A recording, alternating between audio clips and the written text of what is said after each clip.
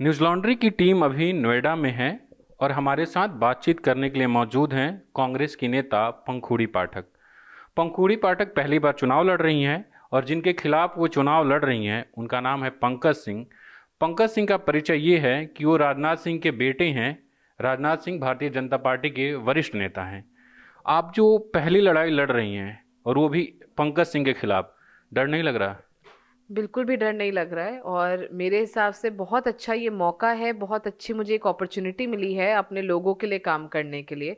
और जो लड़ाइयाँ हमने विपक्ष के तौर पे लड़ी, जो मुद्दे हम लगातार लोगों के उठाते रहे, आज उसको और बड़े स्तर पे उठाने का मौका मिल रहा है और जनता से भरपूर प्यार, भरपूर विश्वास, बहुत सपोर्ट, समर्थन सबसे मिल रहा है। किन मुद्दों पे आप चुनाव लड़ रही हैं?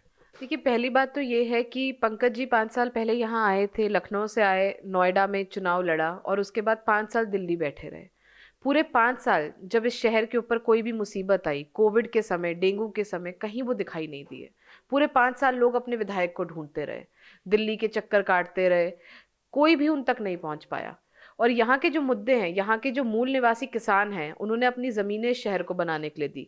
4 महीने वो लोग सड़क पे बैठे रहे, 100 से ज्यादा किसान जेल गए, मेरे खुद के पति 10 दिन जेल में रहे। हम लोगों ने यहाँ पे आंदोलन किए, जो भी हम सब आंदोलन जो यहाँ के हुए उनसे जुड़े रहे, हमने लोगों के मुद्दे उठाए। यहाँ पे बहुत बड़ा क्षेत्र ऐसा है जहाँ पर आज तक बिजली नहीं है। मतलब आप ये कल्पना भी कर सकते हैं कि नोएडा जैसे शहर में लोग बिना बिजली के रहते हैं। यहाँ एक बहुत बड़ा क्षेत्र है जिसे डूब क्षेत्र कहा जाता है, पुस्ता पार कॉलोनियां कहा जाता है, जहाँ ज्यादातर लोग प्रवासी हैं। उन्होंने यहाँ आके जमीन खरीदी, नोएडा अथॉरिटी ने रजिस्ट्री करी। और मैं कहूंगी आपसे, आप जैसे पत्रकारों को वहां जाके हालात देखने चाहिए। उन लोगों ने अपने पैसे से खंबे लगाए, अपने पैसे से तारे लगाई हैं, लेकिन वहां आज भी सरकार बिजली नहीं देती है। उनके यहाँ पानी नहीं आता है, उनके यहाँ सड़कें नहीं है। तो ये जो सारी लड़ाइयाँ हैं, ये हमने जमीन पे, धरातल पे लड़ी हैं। ये सभी जो क्षेत्र के लोग हैं, ये मुझे जानते हैं, मैं उनके बीच की हूँ। जो हमारे विधायक जी हैं, मुझे लगता है आज भी वो ना तो नोएडा को जानते हैं, ना नोएडा के लोगों को जानते हैं, ना नोएडा की समस्याओं को जानते हैं। तो यहाँ पे पहली जो लड़ाई है, वो तो अपने शहर का, अपने बीच का विधायक बनाने की है। और जो बाहरी वीवीआईपी सेलिब्रिटी विधायक हम लाकर यहाँ पे स्थापित कर देते हैं, उस चीज का कहीं ना कहीं जनता ने बहुत नुकसान भुगता है। और मैं जहां पर भी जाती हूँ, लोग मुझे ये कहते हैं कि इस बार हम अपने बीच का विधायक चुनेंगे। 1,62,000 लगभग वोट उनको मिले थे। और अगर हम पिछले 3 चुनावों में कांग्रेस की स्थिति देखें तो 17 में तो चुनाव लड़ी नहीं थी कांग्रेस, क्योंकि गठबंधन था, सपा के उम्मीदवार थे। 2012 में चौथे नंबर पे कांग्रेस थी और महेश शर्मा जीते। 17 में, 12 के बाद जब उपचुनाव हुआ 14 में, तो बीजेपी की उम्मीदवार जीती। कांग्रेस नोएडा में कभी नहीं दिखी है। आपको लगता है कि आप इसमें बदलाव कर सकती हैं? मुझे ऐसा लगता है कि बहुत हद तक बदलाव हो चुका है, क्योंकि यहाँ पे एक ऐसे जनप्रतिनिधि की जरूरत है जो लोगों के बीच रहा हो। और कांग्रेस के लोगों ने यहाँ पिछले कुछ समय में लगातार यहाँ के क्षेत्र के लोगों की लड़ाइयाँ लड़ी हैं। मैं खुद जनता के बीच में रही हूँ, मेरे पति जनता के बीच में रहे हैं। हम लोग हमने मुकदमे झेले हैं, जेल गए हैं, यहाँ के लोगों के मुद्दे सोशल मीडिया पे उठाए हैं, उनकी आवाज़ बने हैं। तो एक बड़ा एक चेंज मुझे लगता है आया है। और यहाँ लंबे समय बाद कांग्रेस चुनाव लड़ने जा रही है, क्योंकि पहले तो गठबंधन में सीट चले गई थी और आज परिस्थितियां बहुत भिन्न हैं। आज प्रियंका जी के आने की वजह से भी एक उत्साह है, और जो कांग्रेस का जो वोटर एक डिमोटिवेटेड था, उसमें एक नई मोटिवेशन है, नई एनर्जी है। कांग्रेस की स्थिति पे तो हम आगे बात करेंगे। जब हम इंटरव्यू रिकॉर्ड कर रहे हैं उसी दिन आपके पार्टी के एक वरिष्ठ नेता पार्टी छोड़ चुके हैं। लेकिन एक चीज़ जानना था कि नोएडा इंडस्ट्रियल इलाका है। कोविड के समय में जो व्यापारी वर्ग हैं लॉकडाउन की वजह से काफ़ी परेशान रहे।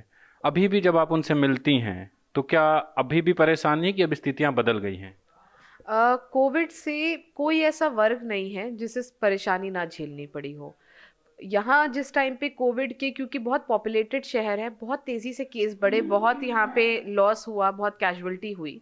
कोई भी उस समय सरकार की तरफ से या जनप्रतिनिधि, विधायक, सांसद, कोई भी उस समय नहीं दिखाई दिया। जहाँ तक व्यापारियों की बात है, व्यापारियों को भी बहुत नुकसान हुआ। और मैं यहाँ की जो इंडस्ट्रियलिस्ट हैं, जब उनसे बात करती हूँ तो वो ये कहते हैं कि ये जो भाजपा सरकार है, ये हमें चोर की नज़र से देखती है। जिस तरह का सपोर्ट इंडस्ट्री को होना चाहिए वो सपोर्ट हमें कभी यहाँ से नहीं मिला। और सिर्फ ये देखते हैं कि हम किस तरह से इंडस्ट्री से ज़्यादा पैसा निकाल सकते हैं, उगा सकते हैं। हमें जो सपोर्ट मिलना चाहिए था, चाहे वो पोस्ट डिमोनेटाइजेशन हो, पोस्ट जीएसटी हो या पोस्ट कोविड हो, वो हमें नहीं मिला। और यहाँ का व्यापारी वर्ग जो ट्रेडिशनली बीजेपी सपोर्टर रहा है वो बहुत ज़्यादा आज नाराज है, और सरकार, उनका पूरा मन बना हुआ है कि इस बार बीजेपी को सरकार से बाहर करेंगे। आप कह रहे हैं कि प्रियंका जी के आने के बाद कांग्रेस की स्थिति बेहतर हुई है उत्तर प्रदेश में, लेकिन जो कुछ दिख रहा है, जतिन प्रसाद, उसके बाद आरपीएन सिंह, आपके पक्ष में नहीं दिख रहा है। ये जो लोग छोड़कर गए हैं, आप इनकी स्थिति पता करिए, इनकी स्थिति क्या थी। ये सभी चुनाव हारे हैं, और चुनाव इसलिए हारे हैं क्योंकि ये जनता के बीच नहीं जाते थे। महिलाएं, आप मेरे संगठन में देखिएगा, पहले कोई महिलाएं नहीं दिखती थी, आज सबसे ज्यादा महिलाएं अगर कहीं हैं तो कांग्रेस पार्टी में है, और प्रियंका जी का चेहरा देख के वो महिलाएं जुड़ रही हैं। तो लगातार बहुत सारे नए लोग कांग्रेस पार्टी से जुड़ रहे हैं, और मुझे लगता है वो लोग जिन्होंने कांग्रेस को नुकसान पहुंचाया सिर्फ वही लोग हैं जो आज दूसरी पार्टियों में जा रहे हैं। हाँ, आप ऐसा कह रही हैं, लेकिन कांग्रेस पार्टी ने ही 2 दिन पहले उनको स्टार प्रचारक घोषित किया था अपने लिस्ट में, जबकि ये सोशल मीडिया में चल रहा था सोर्स के जरिए कि कांग्रेस से एक बड़े नेता उत्तर प्रदेश के पार्टी छोड़ने वाले हैं। उसका भी कारण बता देती हूँ। कांग्रेस पार्टी में हमेशा से ही सीनियर लोगों का सम्मान उनको देने का कल्चर रहा है। कई बार ऐसा हमें पता होता है कि कोई व्यक्ति इस तरह से उसकी कोई प्लानिंग भी है, लेकिन हम किसी पे भी अपनी तरफ से संदेह करने में या उसके खिलाफ कोई इस तरह की कार्रवाई करने में या उसको साइडलाइन करने में विश्वास नहीं रखते। राहुल जी ने पहले भी कहा कि ये कांग्रेस पार्टी वो है जहां पे लोग विरोध करके भी पार्टी में बने रह सकते हैं। तो यहाँ जो डेमोक्रेटिक कल्चर है, यहाँ पे कोई एक व्यक्ति का या दो लोगों का रूल नहीं है, यहाँ पे हर किसी को बराबर सम्मान मिलता है, और इसी के चलते उनको स्टार प्रचारक बनाया गया। तो ये मुझे नहीं लगता कि इसमें कोई बहुत ऐसी बड़ी बात है, और सम्मान आगे भी जितने भी सीनियर लोग हैं उनको ऐसे ही मिलता रहेगा। ये कांग्रेस का कल्चर है सम्मान देने का। 5 मसले जो नोएडा में हैं और जिनको उत्तर प्रदेश की सरकार, योगी सरकार ठीक नहीं कर पाई, और यहाँ के जो मंत्री विधायक हैं वो ठीक नहीं कर पाए, आपके लिए 5 मसले क्या होंगे? यहाँ देखिए, यहाँ एक बहुत बड़ा मसला है फ्री होल्ड का, अपनी प्रॉपर्टी पे अपने टाइटल का। यहाँ मसला है फ्लैट बायर्स की रजिस्ट्रीज का, जो उनकी रजिस्ट्रीज नहीं हुई है, या जो बिल्डर बायर इश्यूज हैं जिसकी वजह से हमारे फ्लैट बायर्स आज यहाँ पे सफ़र कर रहे हैं। यहाँ मुद्दा है बेसिक इंफ्रास्ट्रक्चर का, बिजली पानी का। पूरे नोएडा में साफ पानी नहीं आता है, हाई टीडीएस आता है, लोग बीमार होते हैं साफ पानी ना मिलने की वजह से। यहाँ मुद्दा है लैक ऑफ पब्लिक ट्रांसपोर्टेशन का। यहाँ आज भी कोई बस सेवा नहीं है। कोई भी अगर किसी को भी कहीं जाना है तो उनको अपने प्राइवेट व्हीकल को यूज़ करना पड़ता है, या फिर बहुत महंगे ओला या उबर लेने पड़ते हैं। यहाँ पे मुद्दा है महंगाई का, हाई स्कूल फीसेस का। रोजगार बड़ा मसला है, आपको लग रहा है कि रोजगार एक बड़ा मसला, और आप इसको कैसे बेहतर करेंगे? देखिए, बेरोजगारी पूरे प्रदेश और पूरे देश में बहुत बड़ा मुद्दा है। आपने नोएडा का पूछा इसलिए मैंने आपको नोएडा स्पेसिफिक इश्यूज बताए, लेकिन बेरोजगारी भी बहुत बड़ा मुद्दा है। और नोएडा जैसे शहर में जहां लोग पढ़ाई करने आते हैं, शिक्षा के लिए आते हैं और रोजगार ढूंढने आते हैं, वहां पे ये मुद्दा और भी बड़ा हो जाता है। कहीं ना कहीं जब देश की अर्थव्यवस्था बेहतर होगी तो उसमें अपने आप रोजगार जो है उसमें भी एक बढ़ोतरी आएगी। तो बेरोजगारी बहुत बड़ा मुद्दा है, इसमें कोई भी दो राय नहीं है। और प्रियंका जी ने कहा है कि सरकार में आते ही सारे रिक्त पदों को हम लोग भरने का काम करेंगे। सरकारी नौकरी में भी और प्राइवेट सेक्टर में भी रोजगार को बढ़ाने के लिए सार्थक कदम उठाए जाएंगे। प्रदेश में आप जो हाथ में भी पहनी हुई हैं, मुझे एक सवाल आ गया, लड़की हूँ लड़ सकती हूँ, इनकी जो पोस्टर गर्ल थी वो भी आप लोगों का साथ छोड़ चुकी हैं। आप कह रही थी कि बहुत सारे लोग आ रहे हैं जा रहे हैं, तो ये भी आपके साथ छोड़ चुकी हैं।